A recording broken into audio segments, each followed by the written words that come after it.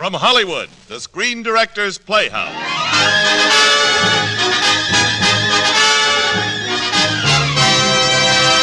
Screen Directors Playhouse. Star Ray Milland. Production The Uninvited. Director Louis Allen.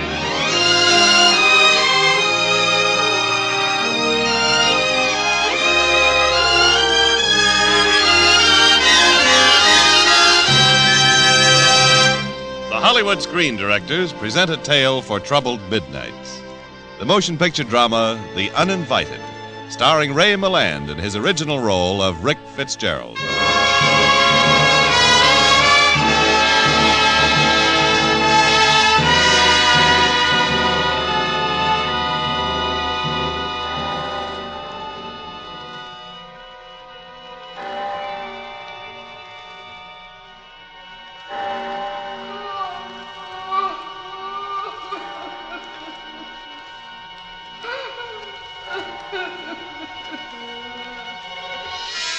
I woke up. 5 a.m, my skin creeping, my scalp crawling. I listened. I heard the dim surge of the ocean at the foot of the Devonshire cliffs not far from my window. Only 5 o'clock. And then I was sure now. I hadn't dreamed that appalling crying. Could it be my sister Pamela in the next bedroom? There was no electricity in this old house. I lit a candle. I went to the door leading into the upstairs hallway. Rick! What? Oh, Pamela. You heard it too, then? What in heaven's name is it? I don't know. It comes from downstairs. It comes from everywhere and nowhere. I'm going down and search the place. It's no use, Rick. There's never anything there. You mean this has happened before? All the time you were still in London while I was getting the house ready for us to live in. Why didn't you call me or write me about it? It's our home now. It's all we've got to live in. Sounds so terribly heartbroken. But there must be some logical explanation. It'll stop soon now. It always dies away at dawn. No wonder we got the old place for such a low price. They tell me it stood empty for 10 years before... Oh, shutter blew open. It's the dawn breeze. I must have forgotten to latch up. Listen. I know. The sobbing is gone. Oh. Is that all for tonight? Is that all? It's every night, Rick. And if I don't get some sleep, I'll die. No. Don't do that. It'll be different tomorrow night. You'll see.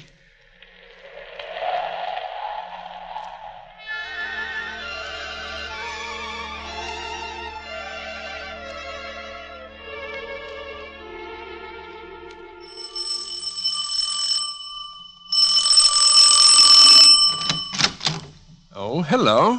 Aren't you the gentleman who bought this house for my grandfather? Why, yes, good evening. Good evening. I'm Stella Meredith. It was my mother's house. Well, come in, Stella Meredith. Thank you. I haven't been in this house since I was 3, and I've wanted to come so many times. Then why didn't you? Oh, my grandfather forbids it. He has some silly idea that I'm in danger. Nonsense. You shall see the house, Stella Meredith, and I shall be your guide.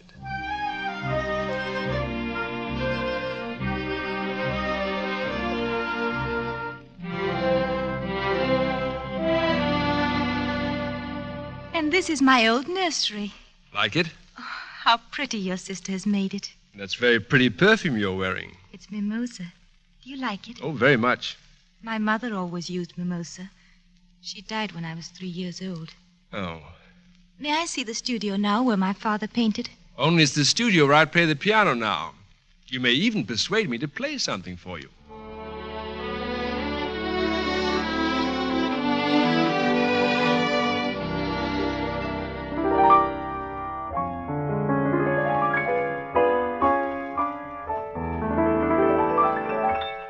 Oh, don't stop playing, please. Very flattering, thank you.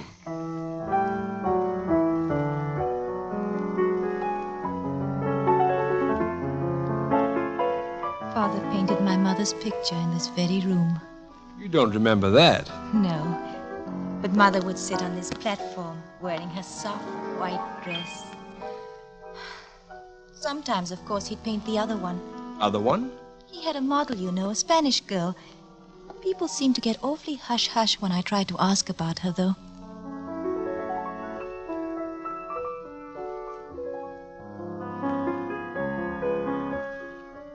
You play beautifully.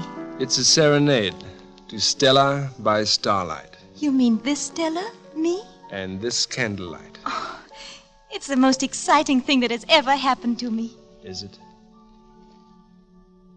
Yes.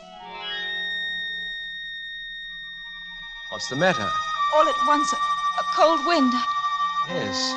Suddenly it is cold in this room. And your music's gone so terribly sad. Why? I don't know. It just came out that way. And the candles grew dim. There's a draught. Oh, Mother was so young and beautiful, and she died so cruelly. Mother! Stella! Mother! Mother! Stella, come back! Stella!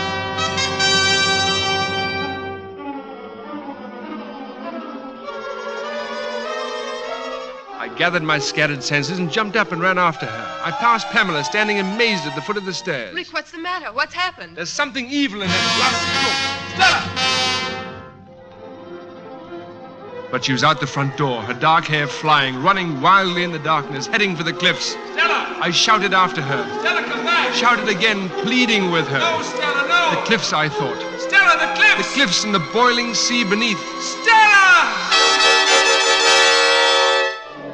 Whatever sinister force had driven her out of the house was now driving her to destruction on those killing rocks. The brink was only yards away, a few steps. I reached for her, and my fingers caught in her belt, and I pulled her back. Back from the very edge of that awful precipice. Stella. What's the matter? Matter? You were going over the edge. Was I? Why did you do it, Stella? What drove you toward death? Death? Why, nothing. I didn't feel I was in any danger. Look below you. Oh, the sea. Yes. This is where my mother fell.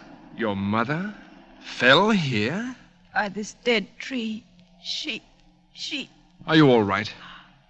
Help me. Stella.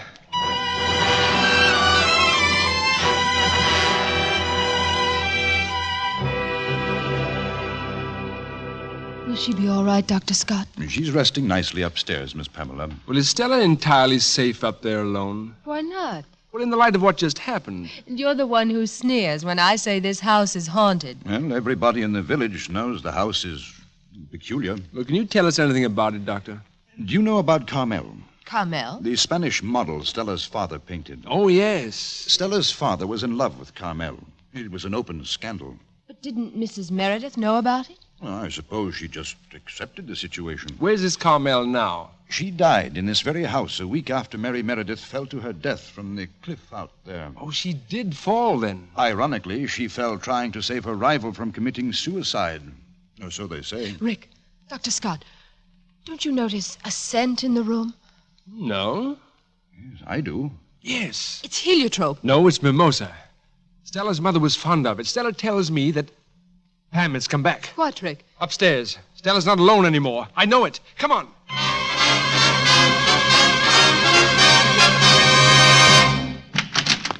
Stella. Stella, are you all right? She's gone. I'm here, Stella, darling. at the window. Now, don't be frightened. I'm not frightened. Don't you know who it is in your house? It's my mother. Your mother? Did you see her? No. But when I woke up, I felt her in the room. Her scent, the mimosa, it was all around. I could feel her warm presence everywhere. And I felt something else. Something I've never known in my whole life. The knowledge that someone loved me very dearly. You'd better take her home, Rick. No, Mother is here. She wants me with her. Your mother is dead, Stella. I know. But your grandfather will miss you. He'll be furious if he finds you here. I know, but I love it here. I'll always come back. Another time, Stella. Another time.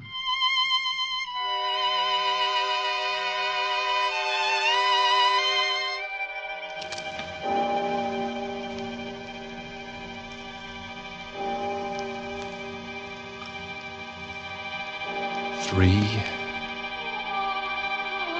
4, 5.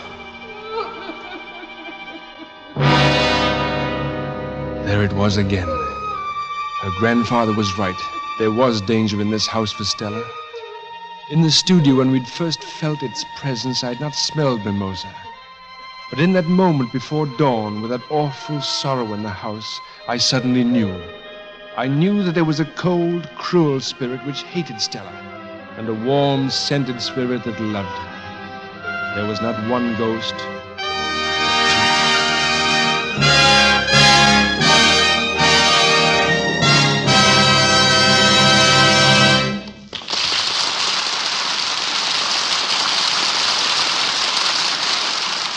You are listening to the Screen Directors Playhouse presentation of The Uninvited, starring Ray Milland in his original role of Rick Fitzgerald.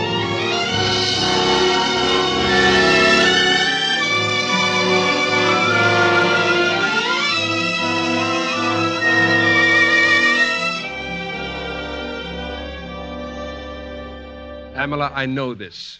Stella Meredith is in danger in this house. She mustn't come here anymore. But she loves it, Rick. How can we possibly keep her away? By holding a seance.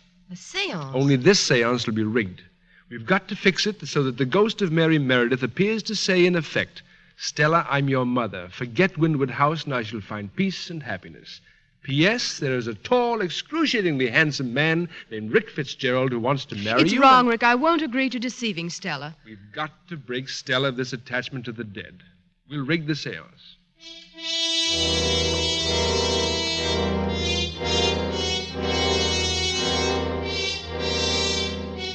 That very night, we held the seance. We all sat around a table. Stella, Pam, Dr. Scott, and I. A single candle was burning. On the table, I chalked the alphabet in a big circle, and the words, yes and no, opposite each other. An inverted wine glass stood in the center of the table. My stage was set. I think the room is dark enough to begin. The important thing is that we should all believe. Yes, so I understand. Well, what now? Everybody puts a finger on the glass. Now, ask a question, Stella. Is there anybody here? Is anybody... The glass is moving. Yes. The glass is on yes. Go on, Stella. Are you my mother? Yes. You don't want me to go away from Windward House, do you, Mother? They want me to stay away. Do you? Rick, let go. You're keeping the glass from moving. I'm not. Let go, I say. Better let matters take their course, Fitzgerald. All right. No. You see? She said no. She doesn't want me to stay away. Look, the glass is moving. I... G... U... A... God. I God. Guard me from what, Mother? What? C... A... R... M... Carmel. That's enough. Who smashed the glass against the wall? You, Pamela? No one, Rick. No one was touching it. Stella's in a trance. Stella. Don't touch her. It may be dangerous. May I ask a question? No. It might help to try to reach her mind. Yes, try it. Whoever you are you Mary Meredith, Stella's mother?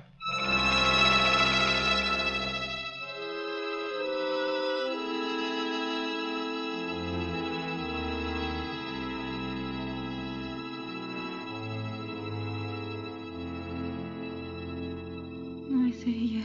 No es ella. No le creen nada. No le hagan caso. Está mintiendo. This is awful. I won't ask her anything else. Es ladrón. Ladrón de mi cariño. Is that Spanish, Scott? I don't know. Ladrón de mi cariño. Stella. She's fainted. I'm afraid this has all been a dreadful mistake. Oh, it was wrong. But she'll never be cured until this house is cured. Until then, Stella must never come here again. I won't answer it. I'll answer it. I'll go.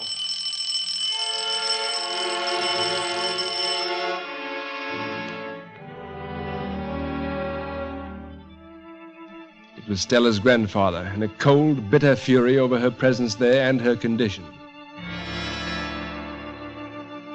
An outrage, you hear? An outrage. I'm very sorry, sir. It won't happen again. I warrant you it won't.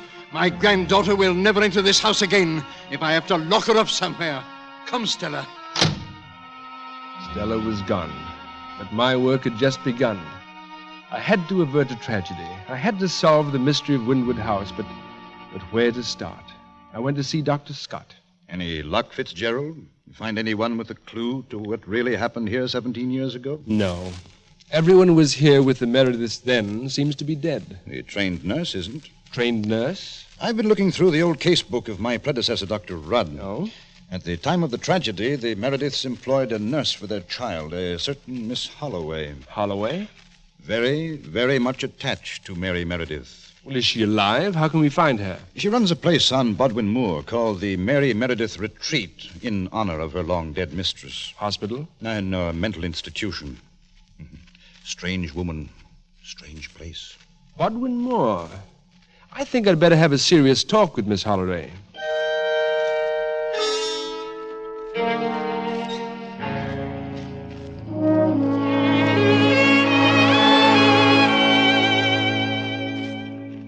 I shall be happy, Mr. Fitzgerald, to assist in any way I can concerning these manifestations at Windward House. Well, to begin with, Miss Holloway, I know about the Mary Meredith Carmel triangle 17 years ago. Yes, it was the delight of the local gossips.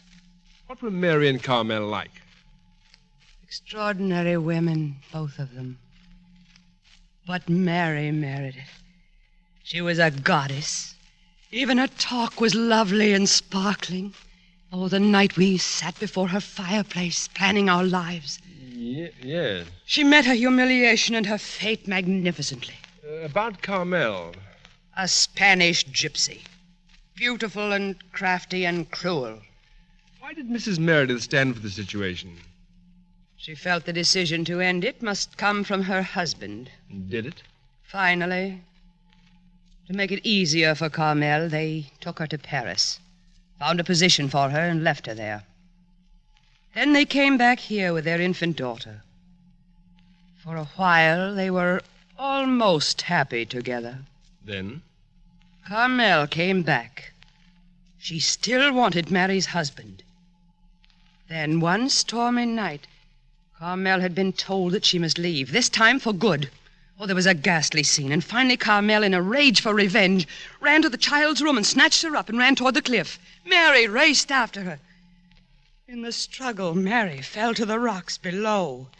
The baby was unharmed. What happened to Carmel? She escaped in the storm. Next morning, she crawled back in the early stages of pneumonia. I had to nurse her. I see. And now, please. I must be alone. Please.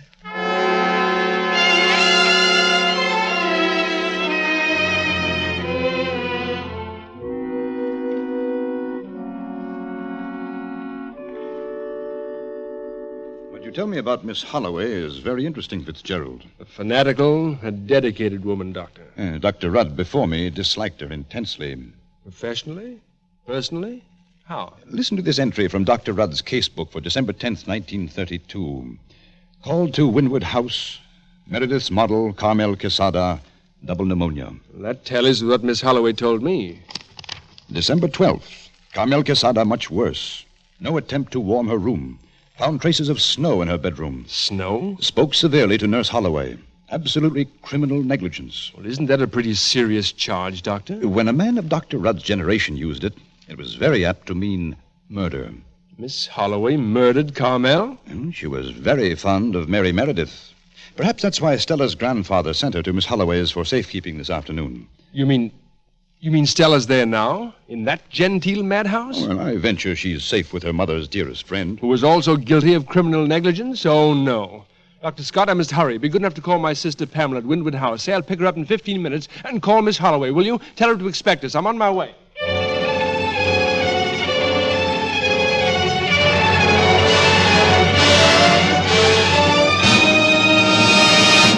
Miss Holloway, when I was here before, why didn't you tell me that Stella was here, too?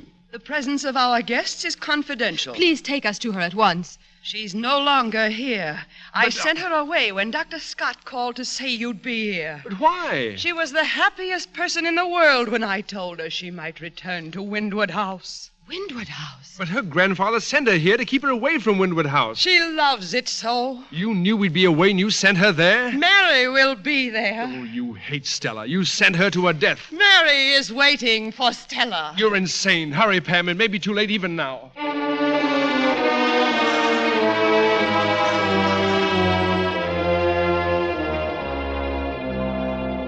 We drove headlong through the rain, racing the train to Windward House. We arrived in the early hours of the morning. The house was dark. We were on time. Stella hadn't arrived yet. And then, from the inside of the house...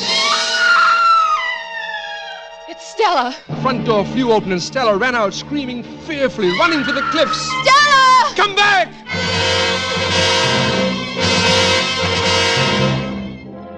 Something she'd seen or heard or felt in that horribly sick house of ours was sending her screaming in the darkness toward the windy cliffs.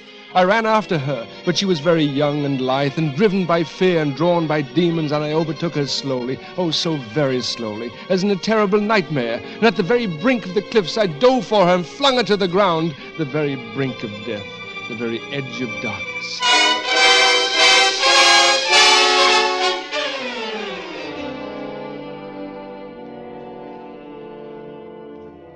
Nothing but a few bruises, Stella. You'll be fine. Dr. Scott, Rick, why would my own mother want to drive me to my death? Darling, whatever drove you from this house couldn't have been your mother. But it was. I saw her.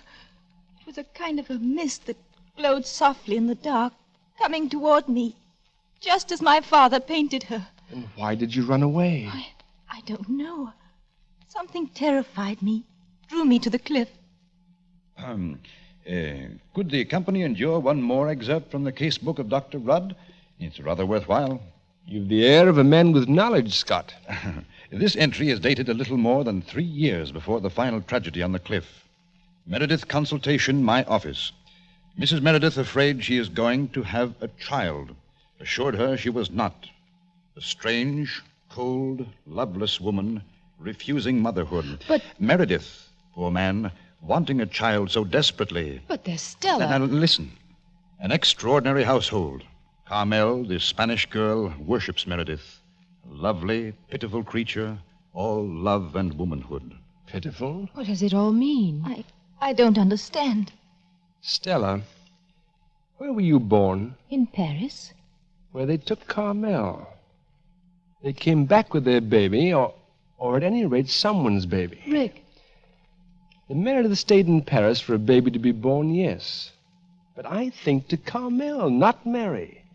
They took the baby as their own to avoid a scandal. That's why Carmel came back, to be near her baby, near Stella. Then it was Mary Meredith who hated Stella, her rival's child. Mary Meredith, who tried to throw the baby from the cliff and fell to her death. And that's what Carmel waited here to tell me all these years. That she was my mother, not Mary Meredith. I'm Carmel's daughter. Rick, the mimosa. She's here. Oh, Mother, Mother, never weep again, because now I know. Never cry again in this house where Father loved you. Carmel, Mother.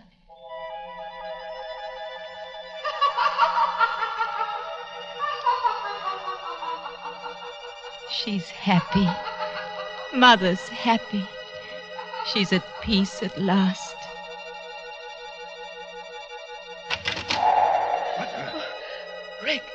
Rick, look. That's the mist I saw. Mary Meredith. Dr. Scott, Pamela, get Stella out of here.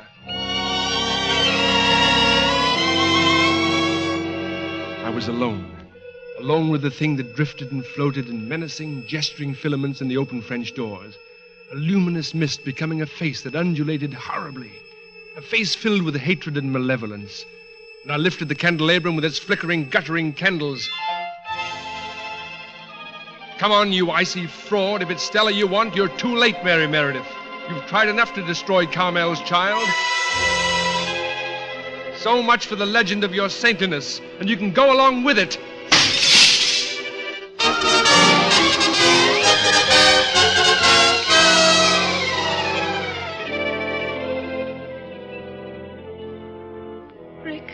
Here, darling. Are you all right? All right. I am magnificent. It's so dark, darling. Never brighter. Mary Meredith. Gone forever. And I always thought she was my mother. What? Good saints preserve me from ghosties and ghoulies and long-legged beasties and a future mother-in-law like that.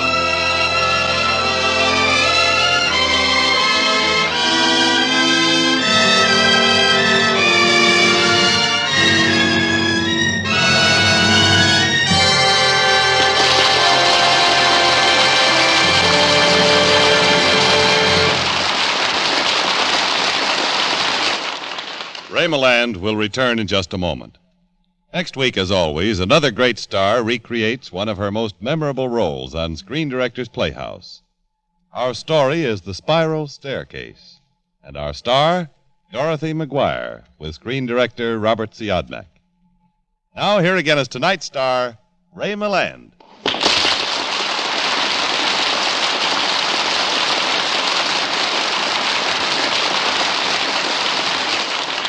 Thank you. The film version of The Uninvited was distinguished by ghosts, gasps, moans, groans, and a very brilliant gent named Lewis Allen.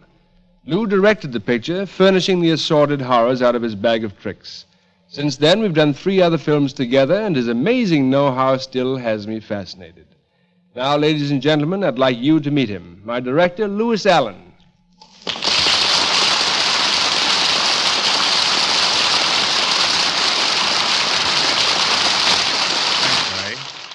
But I hardly think I deserve those compliments. Why not?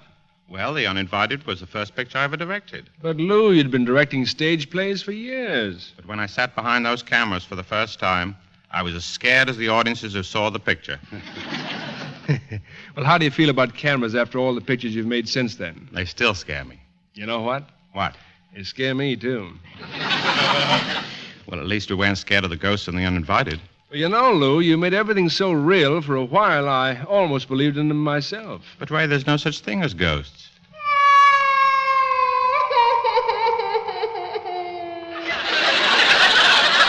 Lou? Yes, Ray? What did you just say about ghosts? I'd rather not talk about it. Good night, Ray. Good night, Lou. Good night, everyone.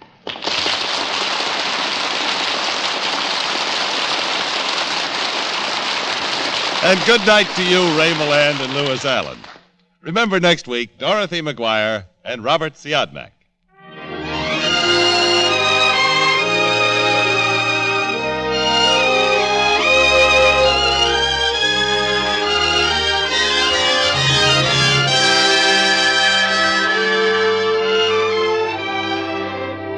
The Uninvited was presented through the courtesy of Paramount Pictures, whose current release is the William Wyler production, The Heiress, starring Olivia de Havilland, Montgomery Clift, and Ralph Richardson. Ray Milland will soon be seen in the Paramount picture, Copper Canyon. Lewis Allen's current production for Paramount is Chicago Deadline. Included in tonight's cast were Alma Lawton as Stella, Norman Field, Mary Shipp, John Daner, Georgia Backus, June Foray, and Dan Riss. The Uninvited was adapted for radio by Milton Geiger, and original music was composed and conducted by Henry Russell. Screen Directors Playhouse is produced by Howard Wiley, with dramatic direction by Bill Karn.